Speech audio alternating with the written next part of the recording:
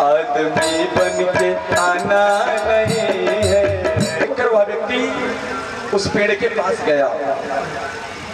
यहां से ध्यान देंगे आप, आम में लगे फलों को देखा किसने? आंखों ने। आम में जो फल लगे हुए थे उनको देखा आंखों ने, और गया अपने पैरों से।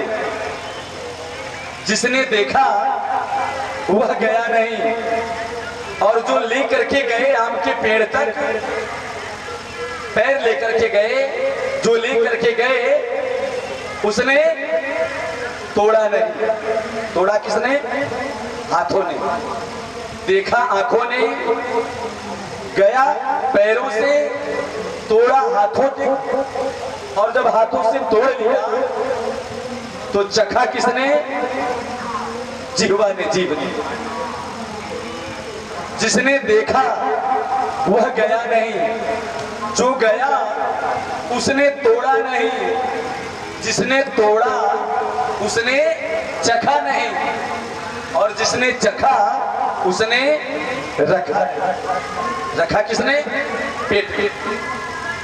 और तब तक उस बाग के माली ने देख लिया और दौड़ते हुए आया और 2-4 डंडे उसकी पीठ पर लगा दिए। और 2-4 डंडे जब पीठ पे पड़े तो यह रोता चिल्लाता वहां से भागा। मन में सोचता हुआ भागा कि देखा आंखों ने, गए लेके पैर, तोड़ा हाथों ने, चखा जीभ ने, रखा पेट ने, लेकिन डंडे पड़े पीठ पर। इसमें बेचारी पीठ का क्या कसूर? पीठ का क्या कसूर? डंडे आखिर पीठ पर क्यों पड़े? रोते हुए आगे जब गया तो उस रास्ते से एक संत जी आ रहे थे, महात्मा जी आ रहे थे। उसने दोनों हाथ जोड़ करके महात्मा जी के सामने प्रश्न कर दिया कि महाराज, आम के फलों को देखा आंखों ने, गए लेकर के पैर, तोड़ा हाथों ने, चखा जीभ ने और रखा पेट ने, लेकिन डंडे पड़े पीठ पर, आखिर ऐसा क्यों? महात्मा जी मुस्कुराए और बोले कि तुम्हारे प्रश्न का उत्तर तुम्हारे प्रश्न में ही छुपा हुआ। जब डंडे पड़े पीठ पे तो आंसू कहां से निकले? डंडे पीठ पे पड़े तो आंसू कहां से निकले? आंखों से। आंसू निकले आंखों से। कसूर किसका था? कसूर किसका था? अर्थात देखा किसने था? देखा किसने था? आंखों ने। तो आंखों ने देखा था, कसूर सबसे पहले आंखों से हुआ था, तो आंसू भी आंखों से निकले, तो सजा तो मिली, दंड तो मिलेगा, ऐसा नहीं कि आप बच जाएं।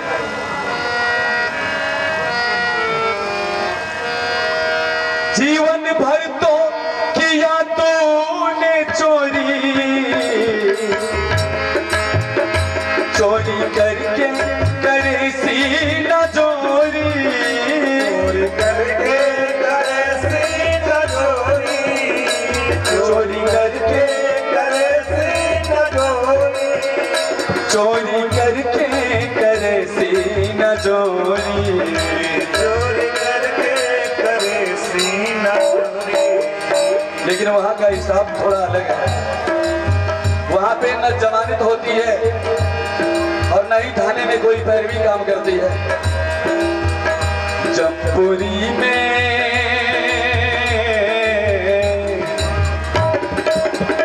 जमपुरी में, जमपुरी में जमानत नहीं है, जमपुरी में जमानत नहीं है। घूस वाला वो थाना नहीं है, घूस वाला वो थाना नहीं है, घूस वाला वो थाना नहीं है। इसलिए अब हर दम प्रभु का सुमिर लो, जिंदगी का ठिकाना नहीं है। नाम हर दम प्रभु का सुमिर लो,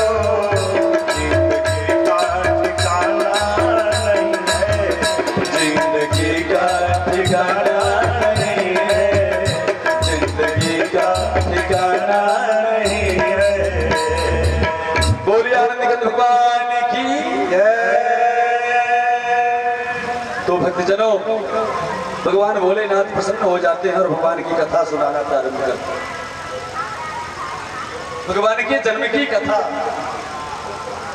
भगवान के अवतार की कथा। यहाँ पर एक समझने वाली बात है कि जीवों का जन्म होता है और भगवान का अवतार होता है। सीढ़ी होती है ना, जिस सीढ़ी से हम छत से उतरते हैं नीचे, उस सीढ़ी का नाम अवतरणिका है। सीढ़ी का नाम अवतरणिका अर्थात उतरते हैं उससे। भगवान जन्म नहीं लेते, भगवान अपने लोक से उतर के चले आते हैं, उतर आते हैं पृथ्वी पर, इसलिए अवतार कहा जाता है। भगवान का अवतार हुआ और हम सब इस संसार रूपी भवकूप में गिरे हुए हैं। जितने जीव हैं, ये संसार क्या है? एक भवकूप है। गोस्वामी जी ने लिखा कि यह चरित्र गावहि हरिपर पावहि तेन परहि भवकूपा। ये भवकूप है और इस भवकूप में हम सब गिरे हुए हैं। जैसे एक कुआं है, उस कुएं में कोई व्यक्ति गिर गया और उस व्यक्ति को बचाने के लिए कोई दूसरा व्यक्ति उतरा। उस कुएं में कोई दूसरा व्यक्ति उस व्यक्ति को बचाने के लिए उतरा। तब तक किसी तीसरे ने देखा तो कहा कि कुएं में एक व्यक्ति गिर गया। दूसरे ने कहा कि नहीं, एक नहीं 2 व्यक्ति गिर गए। तब तक तीसरे व्यक्ति ने कहा कि नहीं, आप लोगों को नहीं पता है, गिरा तो एक ही है, एक बचाने के लिए उतरा, एक उतरा। तो जो अंतर गिरने में और उतरने में होता है भक्तजनों, वही अंतर जन्म और अवतार में होता है। अब यहाँ पे अंतर देखेंगे कि क्या अंतर है गिरने वाले में और उतरने वाले में। जो कुएं में गिरता है वह डर जाता है, चोट भी लगती है, घबरा जाता है, सहमा होता है और कुएं से निकलने की बेचैनी होती है, उसके अंदर घबराया हुआ होता है। लेकिन उतरने वाला निर्भीक होता है, निडर होता है, चोट की भी कोई संभावना नहीं और निकलने के भी जल्दी नहीं, क्योंकि वो तो पूरी प्लानिंग के साथ आता है निकालने की। भगवान इस संसार में अवतरित होते हैं अपने भक्तों की रक्षा के लिए, भक्तों के कल्याण के लिए, धर्म संस्थापनार्थाय भवामी जुगे जुगे, धर्म की स्थापना के लिए भगवान अवतरित होते हैं। तो भगवान का अवतार होता है और भगवान के अवतार के अनेक कारण हैं। हर अवतार के अलग अलग कारण है। भगवान भोलेनाथ भैया पार्वती से कहते हैं कि देवी हो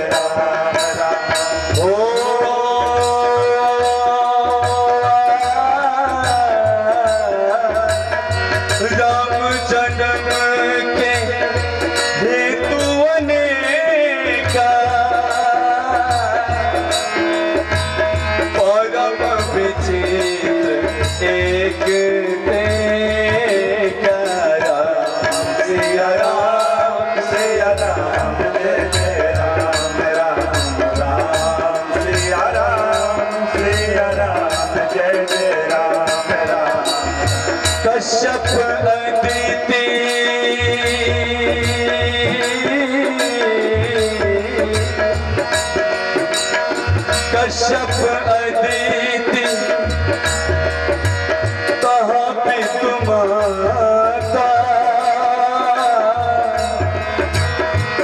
कहते हैं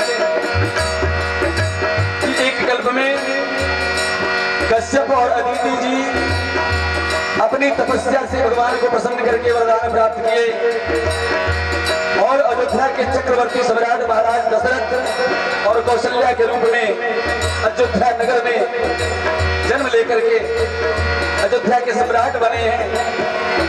भगवान का अवतार उनके यहाँ हुआ है। भगवान भोलेनाथ कहते हैं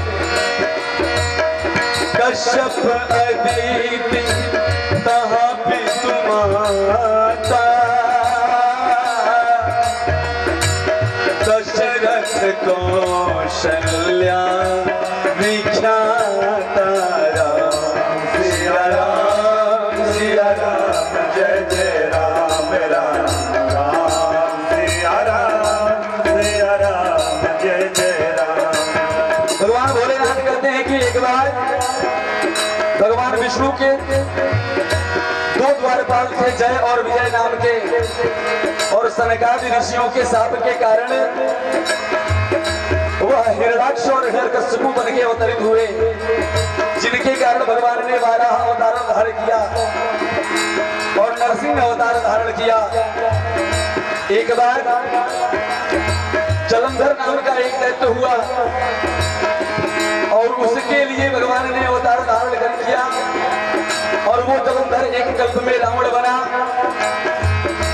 और हिरण्याक्ष और हिरण्यकशिपु जो थे वही अगले जन्म में रावण और कुंभकर्ण बन के पैदा हुए, और वही रावण और कुंभकर्ण द्वापर युग में शिशुपाल और दंतवक्र बन के प्रकट हुए, जिसके लिए भगवान ने कृष्णावतार धारण किया। भगवान भोलेनाथ कहते हैं कि एक बार भगवान को देवर्षि नारद जी ने शाप दे दिया, और नारद जी के शाप के कारण उनको अवतार लेना पड़ा। कहते हैं भोलेनाथ जी,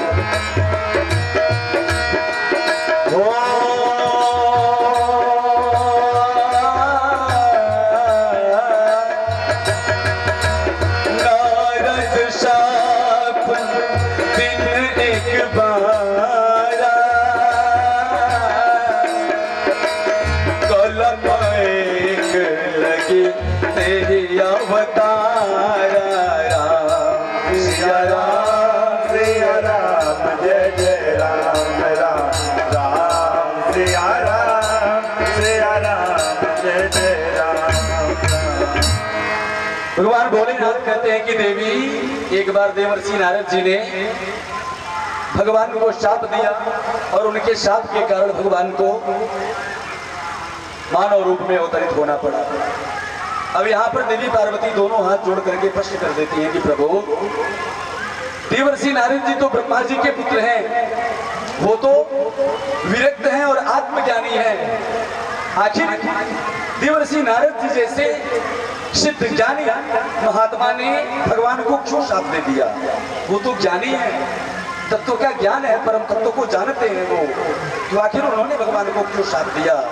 तो भगवान शिव मुस्कुरा देते हैं और मुस्कुरा करके कहते हैं कि देवी, इस संसार में न कोई ज्ञानी होता है और न ही कोई मूर्ख होता है।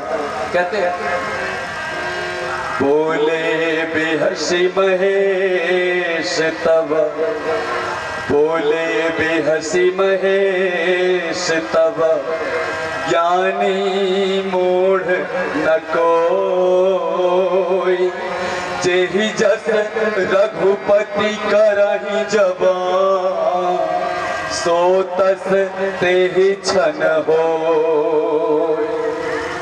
इस संसार में कोई ज्ञानी नहीं होता और न ही कोई मूर्ख होता है। जो जस रघुपति करहि जबान, सो तस तेहि छन होय। भगवान जिसे जब जैसा बना देते हैं, कर देते हैं, वह वैसा उस समय हो जाता है। भगवान चाहे तो पहाड़ पे चढ़ा दे और चाहे तो खाई में गिरा दे, सब कुछ परमात्मा के हाथ में। इसलिए भगवान के ऊपर भरोसा होना चाहिए। भगवान जिस स्थिति में रखे उस स्थिति में संतुष्ट रहने का प्रयास करना चाहिए। बालक लोगों की संख्या आज बड़ी कम दिखाई दे रही है। बालक लोग, मुझे लग रहा है कि डर रहे हैं कि महाराज जी कहीं पूछ न दें, पूछ देंगे कि प्रणाम किए हो कि नहीं माता पिता को। अच्छा, जितने बालक हैं अगल बगल इधर उधर, वो हाथ उठाएं अपना। कितने लोग आज सवेरे प्रणाम किए अपने माता पिता को? बालक लोगों में सब बड़े होशियार हैं। दिन में 1-2 बालक